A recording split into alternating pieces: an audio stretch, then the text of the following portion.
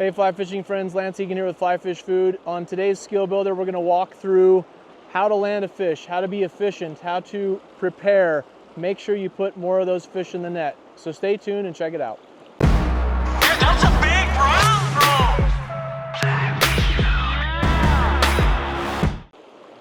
All right, so first thing here, we need to develop a plan. When we're going to land a fish, first we got to hope we hook a fish, right? But we're going to be optimists. We're going to be eternal optimists here. We're going to say we're going to hook and land some fish.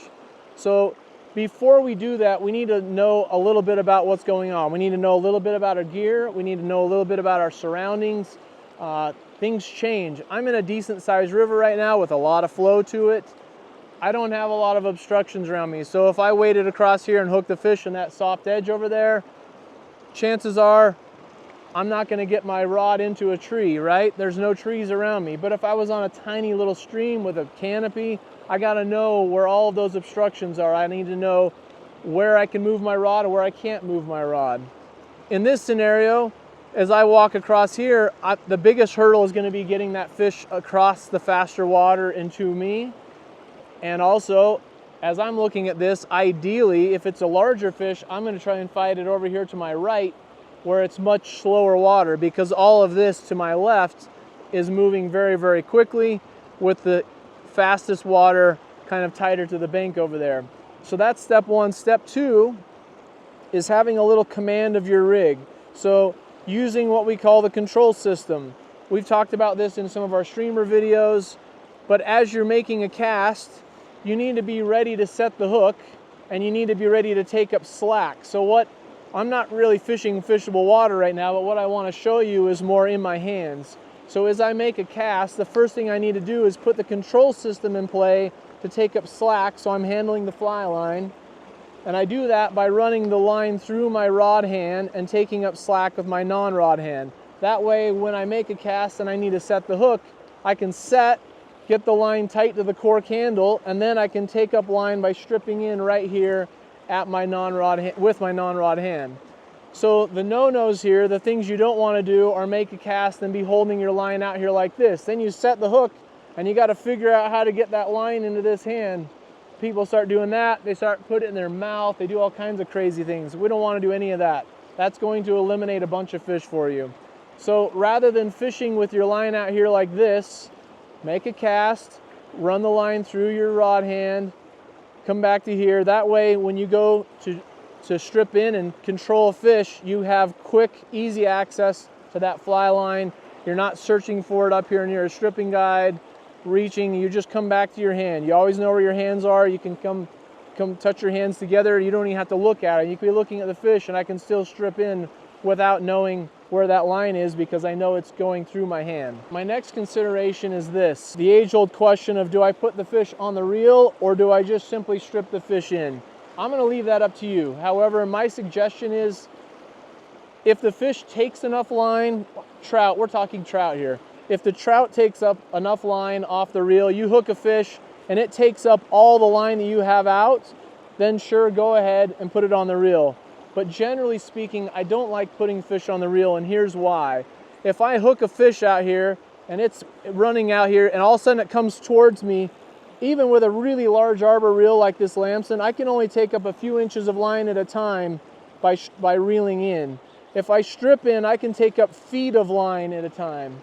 So when I want to control a fish, I want to do it by stripping in line. Now, I know some of you will say, but I'm going to break some fish off. I trust the drag on my reel more than I trust myself. That may be the case, and if that's the case, well, then rely on your reel. But I'd like you to get to the point where you're not reliant on the drag of the reel, again, for trout fishing.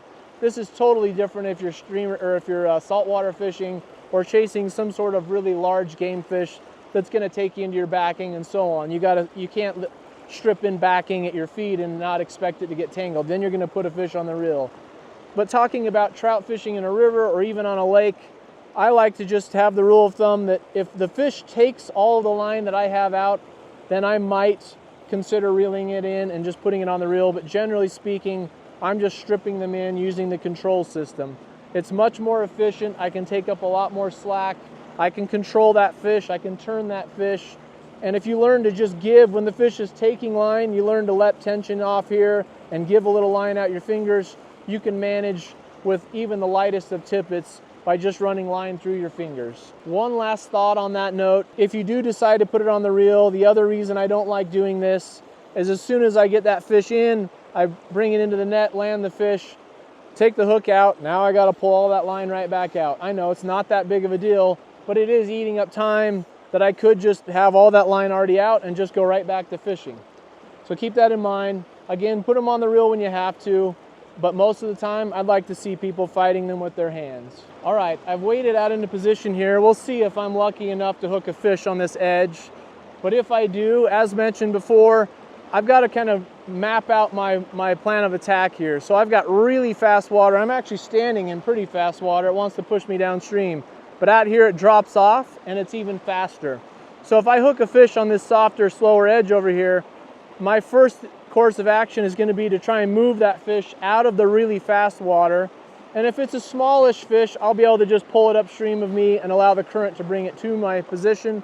If it's a larger fish, I'm going to try and actually fight it all the way to this other bank to where I can get it in slower water and hopefully have a better chance of putting it in the net. The keys here, though, are keeping the fish upstream of me, which could be challenging because I'm likely to hook it straight across from my position or maybe even slightly downstream in my position, which means I may need to move downstream to effectively fight this fish. Let's see if, first of all, if I'm lucky enough to even find a fish in here, and then we can walk through the rest of that. So the rig's in there. Nobody on the first cast. Let's get in there where it's slower. There's a fish. Okay, I'm gonna go low rod, side pressure. I'm gonna try and keep myself downstream or at least equal with this fish.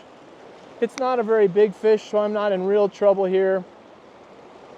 I'm just gonna try and manage it, keep it upstream of me, and allow the current to bring it right to my net. Not too hard, just a small brown trout, but we were able to put it right in the net. Let's let him go. While we're right here, I want to show you the most common mistake I see when people are fighting fish, and that is they hook fish over there like that, they fight it downstream of them, and I don't care whether you've got it on the reel or you've stripped it in, doesn't matter. You get it almost tired out and it's hanging right downstream of you here, and you've got it to where it's ready to be landed, but the fish is trying to pull away from you and the current's pulling away from you, and you're putting maximum tension on that line and everything's working against you. The current's pulling everything away from you. That's the worst possible scenario. You've got maximum tension on the fish. All they have to do is make one quick head movement and they tear out that hook or throw the hook. The current's pulling your fish away from you. So you see people trying to reach for everything they've got while the current's pulling it away from them. Forget all that. Bring the fish upstream of your position. Once it's tired, lift it to the surface and the current brings it right to you. It's really not very difficult. It's just a matter of mapping out in your brain what needs to happen with every fish. All right, we've changed locations here.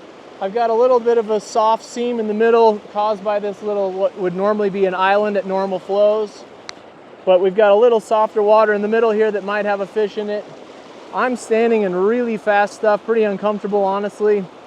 If I hook a big fish, it's gonna take me downstream into this rapid and I'll have to go land it way downstream. A small fish, I'll try and get upstream of me. It's not any slower to my right or left, so I'll either try and bring it right to me, or if it's big enough, I might have to just reposition and get downstream.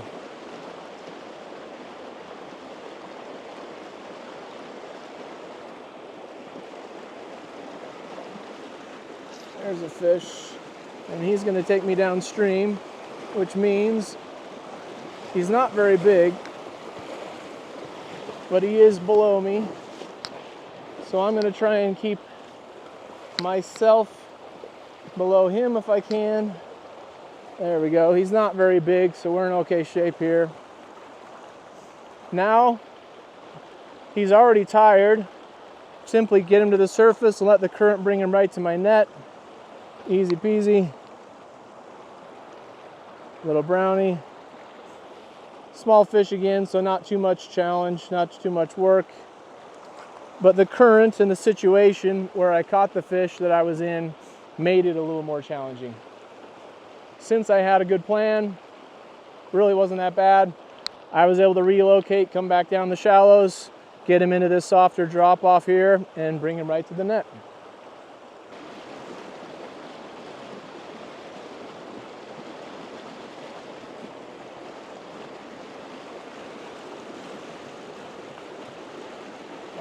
I've got two on. I have a double. This could get interesting.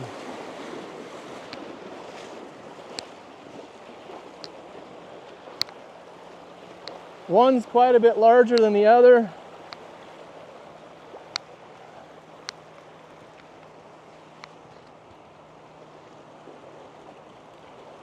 Well, it looks like I lost the smaller of the two, which if I'm going to lose one would be my preference. Looks like the other smaller fish broke me off up there. Still not a giant fish, but when you have two fish that want to go opposite directions, it doesn't often end very well. So I now have one fly instead of two. Beautiful little brownie though. Okay, well, I wasn't planning on a double. Now I got to retie, but that's a fun problem to have. We'll retie and get back in, see if we can find some more fish in there. All right, my next tip is using the rod and your stripping ability to direct the fish. So conventional wisdom suggests that when you throw in, you hook a fish, you keep your rod tip up. That works, it's okay, keep some tension on them, but it also brings the fish to the surface. You're trying to pull the fish up and they want to pull down. It doesn't move the fish much when you do that. And it also brings the fish to the surface where they're eager to jump, where they're likely to splash and thrash and throw your hook. So rather than get a high rod tip, I like to suggest a low rod and applying side pressure. So when I'm applying side pressure, like in a situation like this, if I were to hook a fish in this little riffle in front of me, in this little drop in, being on this side, I'm going to hook the fish across my body. I'm going to set the hook and move the fish to my right. So I'm going to try and move low rod pressure across to my right and try and move the fish sideways. Now when I say move the fish, think about the fish facing you as the camera. If I lift up and down, it just moves up and down. If you turn a fish this way or that way, the way that their body profile is, if I turn that fish to my left, when it hits current, it has to keep going left. The fish like to right themselves. So they're fighting in the current, and if you move them to the left or to the right, doesn't matter, whichever side you choose. Once you move them, their initial reaction is going to be to reset. You don't want them to reset. You want to move them and keep them going. You can't keep them going by moving inches of line at a time. Once you get their body turned, you got to be taking up slack quickly to move that fish, all the while being ready and willing to give when they want to take. So we can't direct the fish, especially if it's a large fish. We can't just always pull it where we want it to go. We're going to have to give sometimes. In fast currents, when you hook a large fish, it might take off. That's okay, you're giving line. Once it stops, that's when we're going to start trying to move the fish. We're going to move it towards our location or towards wherever we want to land it. So think about using the profile of the fish and getting it turned one side or the other rather than trying to lift it in the current. I'm going to slide in here and see if I can hook a fish in this riffle. If so, I'm going to try and move it to my right, try and keep it upstream of me, which might mean that I need to move downstream during the fight, but I'm going to get it upstream and then allow the current to swing it right into my net.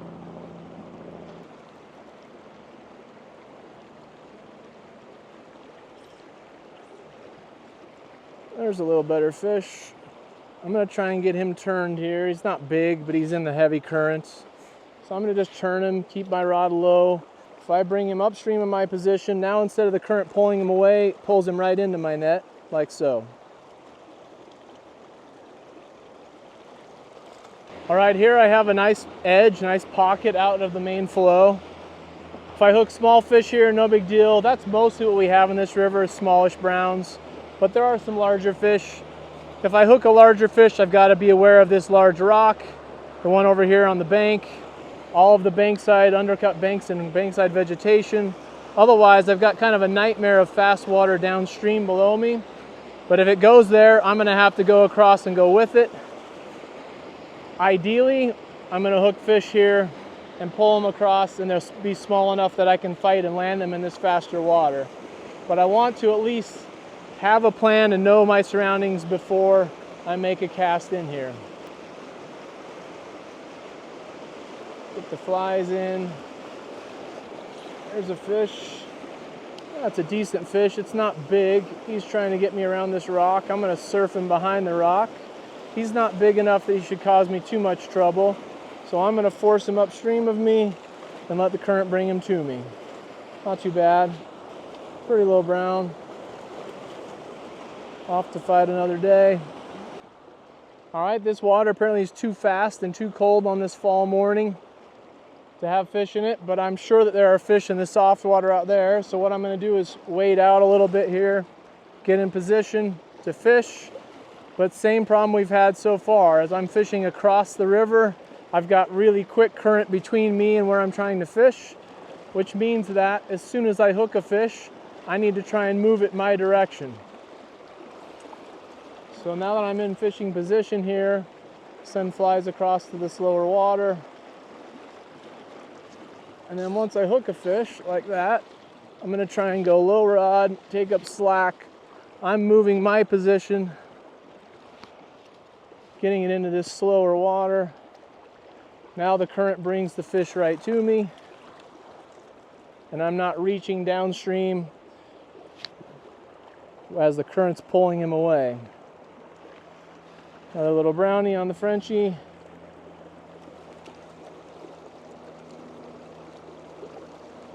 There he goes. All right, let's see if there's more over there. Just going to repeat the same process. You want to get this down to where it's just second nature. Ideally, you get to where you're not thinking about all these things. You're just doing them instinctually. But for now, I just really want to focus on the small details. Setting the hook, low rod, moving the fish. Once I get it turned and I have control of it, I'm going to keep taking up slack to move the fish.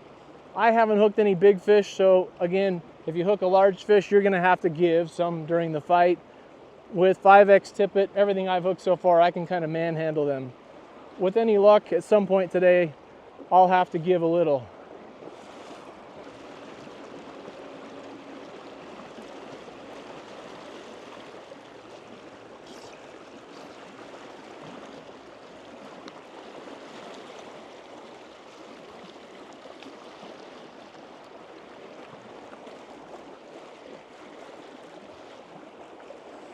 Swing him upstream, not a big fish, but let the current bring him to your net. I sound like a broken record, I know, but it makes landing fish so much easier. Bring him upstream.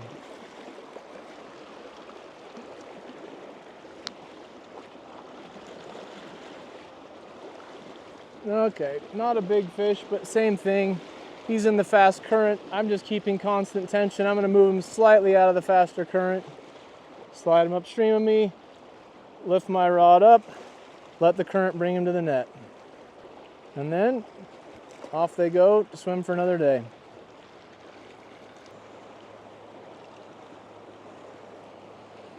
Okay, here's a little bit better fish. I didn't have much line out when I hooked him, so I'm just kind of maintaining at the moment, because with 5X, he's not huge, but he's bigger than anything I've hooked so far today. I can't really manhandle him on 5X, so I'm just kind of waiting right at the moment. If he gives me an opportunity, like he almost did there, I like where I am. I'm in pretty slow water. If he gives me an opportunity, I'm going to lift him to the surface like that and just let the current bring him right into the net. Not too much trouble. All right, pretty brown, skinny bugger, but decent length.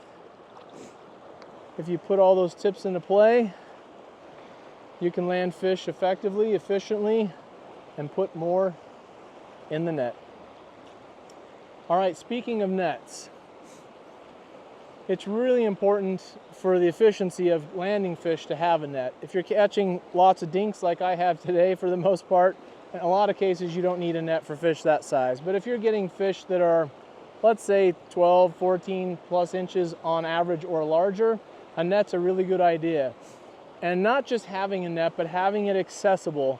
It's one thing to have a net on your person. It's another that in the heat of battle, if you've got a figure out a way to manage a fish and one-handed get a net off of a release, or pull it out of some sort of sheath or something like that. You got to be practiced at it, or better yet, have a magnetic or a retractor system set up so that it's just ready to go at a moment's notice.